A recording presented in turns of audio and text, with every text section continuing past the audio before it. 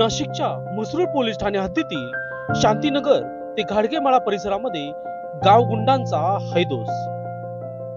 युवकाला टोळक्यातील 5 ते 6 जणांतर्फे प्राणघातक हल्ला करून बेदम मारहाण करण्यात आली आहे। या मारहाणीमध्ये युवक गंभीर जखमी झाला आहे। कृष्णा धात्रक असं जखमी युवकाचं नाव आहे।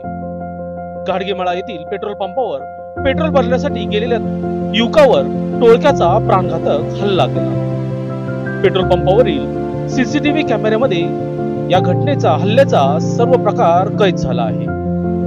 गंभीर जखमी असलेल्या युवकावर शासकीय रुग्णालयात उपचार सुरू आहे। युवकाची प्रकृती चिंताजनक आहे। गेल्या काही दिवसांपासून शांतीनगर ते घाडगेमाळा परिसरात टवाळखोरांकडून हैदोस वाढला होता। पोलिसांनी मात्र बघ्याची भूमिका घेतली।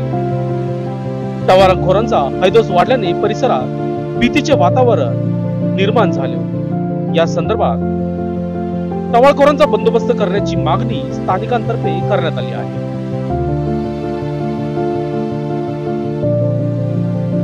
लोकशास्त्र न्यूजसाठी विशेष प्रतिनिधी नाशिक।